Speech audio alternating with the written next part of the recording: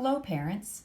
Right now I'm going to give you a crash course on reading a leveled reading book with your child, or a reader, as we sometimes call them.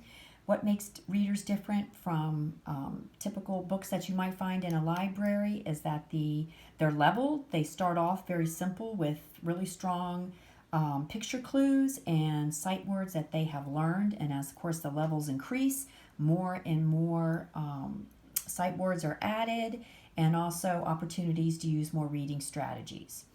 So what I thought I would do is go through an example. I believe this might be like a level, this is an old one, an extra one. I think it might be like a level 2, but if you go through there, you can see the print is very limited. There's only a few words on each page. Because of that, the storyline is usually not very strong. So what we teachers usually do is go through, read it, and then kind of create a backstory to give it a little bit more interest. So, for example, you might say something like, today we're going to read a book about a little boy named James who went outside in his backyard one day and collected a whole bucket full of cherries.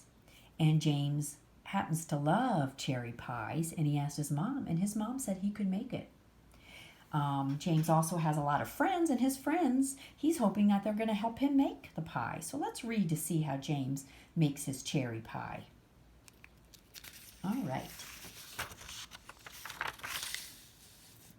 And then kind of go through the book and give a talk like, oh, here I see James, and I notice he has flour in a spoon in a bowl. Looks like he's getting ready to start his pie. Boys and girls, look at this word right here. I think you know most of the others, but this word right here, it starts with an H and ends with a P. That word is help. And here I see James' mouth is open, and he's asking for help. And this says, help me, said James. I'm looking over here. I notice what the mouse is saying. Oh, James is asking for help again. Oh, what is this animal going to say? Oh, I'm starting to see a pattern here. James keeps asking for help.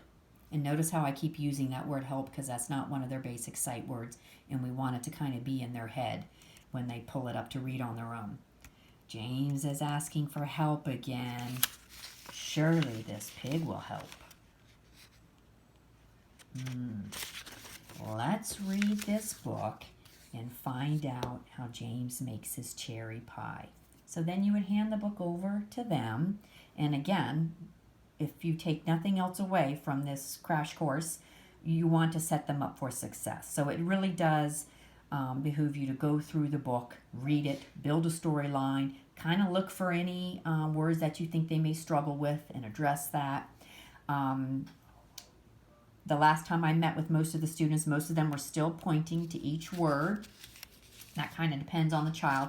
Usually after 4 lines of print, they don't need to do that anymore. But if they start going off script and inventing text, then you could say, oh, hey, could you go back and read that again, and this time point to each word.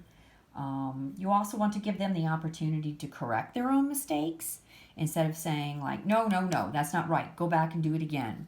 You could say something like, here I noticed you said no, said the goose. But I think goose starts with a G. And this one starts with a D.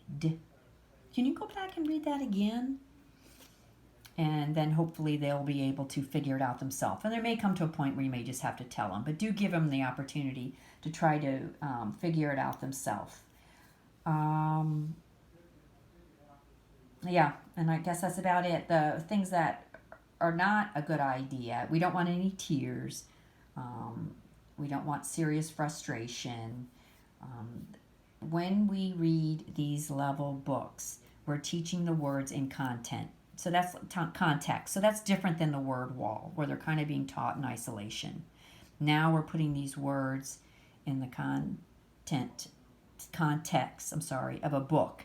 And we want them to use picture clues. We want them to think about what would make sense, what would sound right.